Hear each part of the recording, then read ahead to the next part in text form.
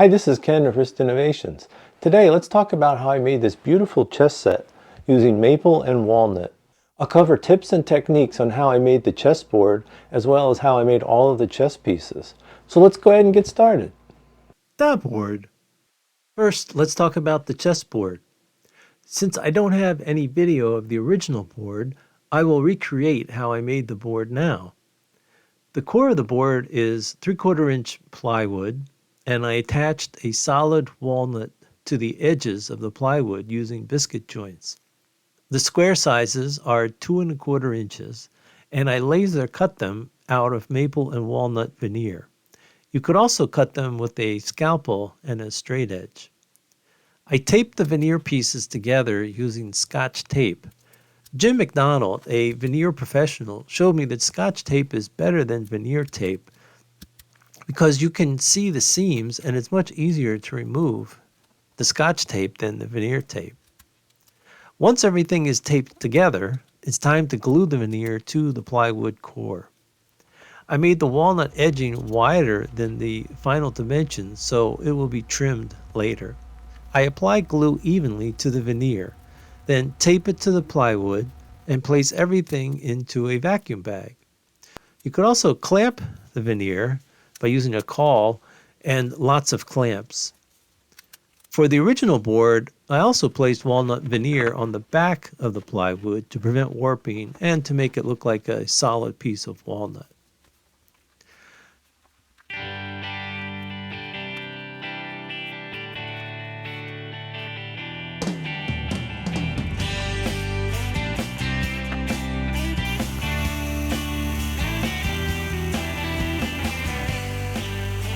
Take the board out of the vacuum bag after a couple hours.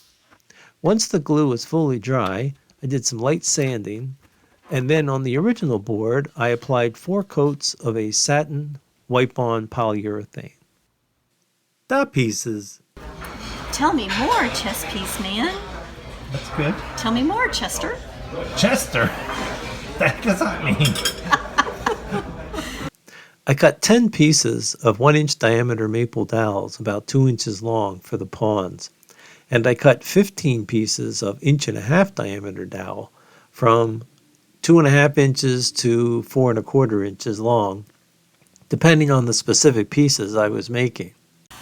I drilled a 5/8-inch diameter hole in the bottom of each dowel. I will use this to mount the piece on the lathe, and later I will fill it with lead pellets and epoxy to give the piece some nice weight. The pawn. Okay, so we're going to turn one of these pawns. This one's made out of maple, and I've cut a 1-inch diameter dowel to approximately 2 inches in length. I've drilled out the bottom so that I can put lead in it later, and we're going to mount that to a jam chuck. Here's the jam chuck I have. So we're just going to fit that right on there like that. Tighten it up.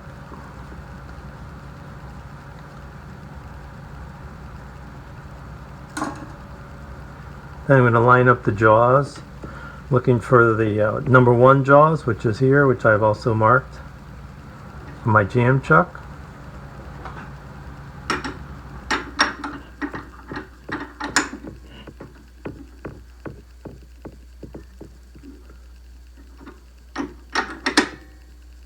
Snugging it up.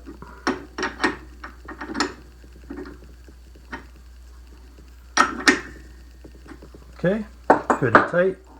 Now I'm going to bring my tailstock up.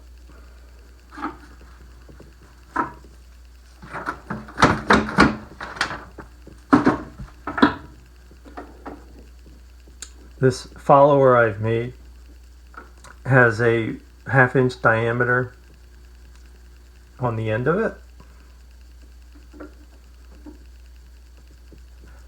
and that's the same size as the 1/2-inch diameter on the ball of the chess piece. So I'm going to turn this section down here to approximately 1/2 inch.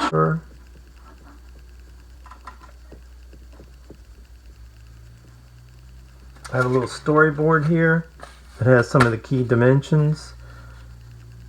This helps in trying to make things consistent piece to piece, be able to duplicate.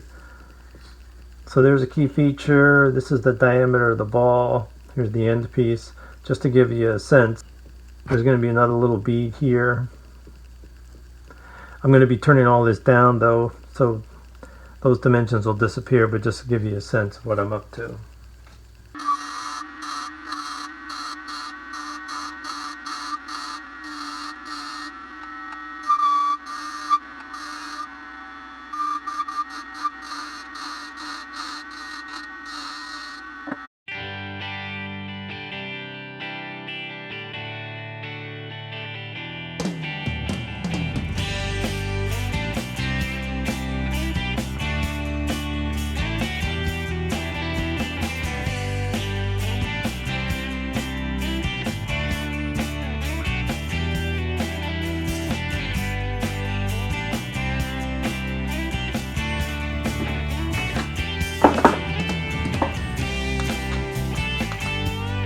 Next, remove the finished piece.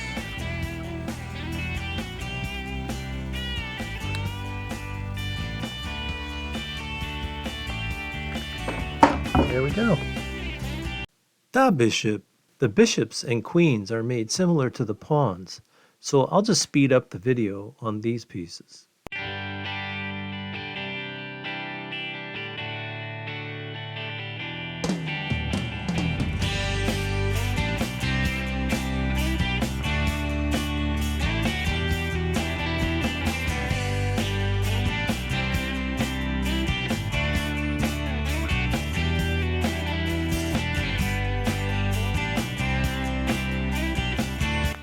Da queen.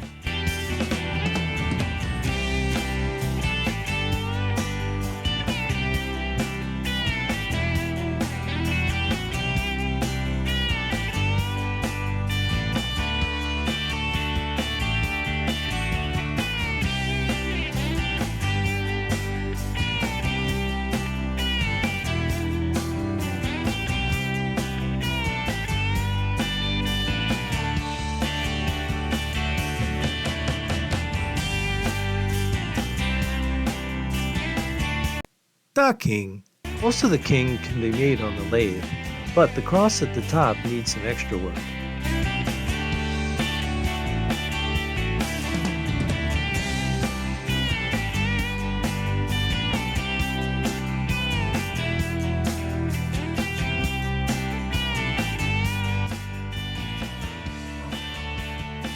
I take the king over to my belt sander and I flatten the ring into a cross.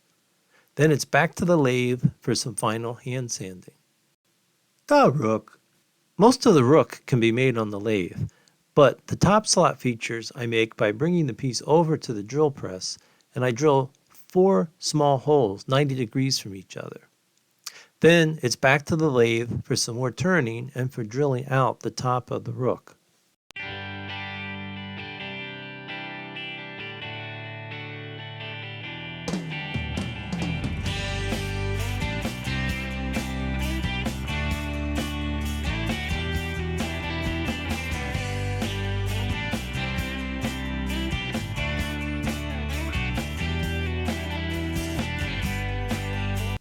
Da knight.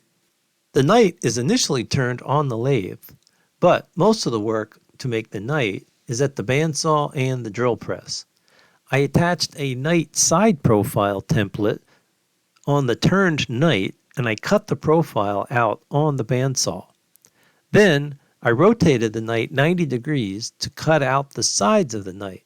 At this point, I didn't know if this was really going to work out or not. Then I took the knight over to the drill press where I mounted a drum sander to remove most of the bandsaw marks.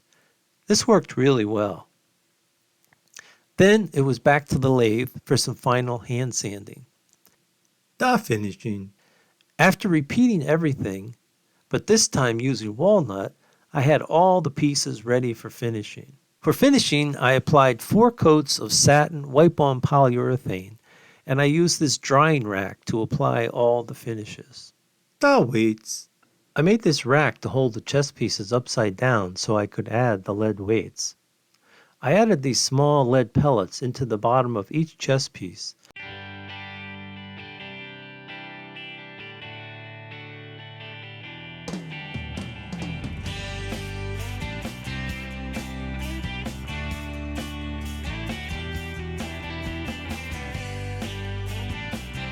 And then I mixed this thin viscosity epoxy into each bottom. After the epoxy was dry, I lightly sanded the bottom of each piece, and then they were ready for the felt pads. Top pads! I used these punches to cut out 3 different sizes of adhesive-backed felt pads to place on the bottom of the chess pieces.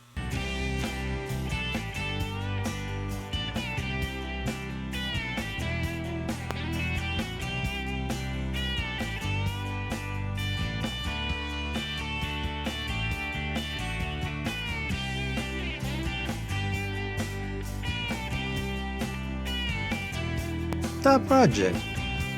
Now let's look at some glam shots of the finished chess set.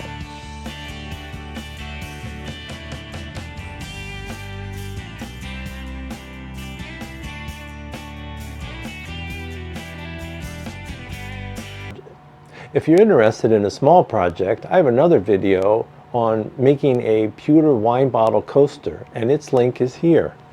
Thanks for watching.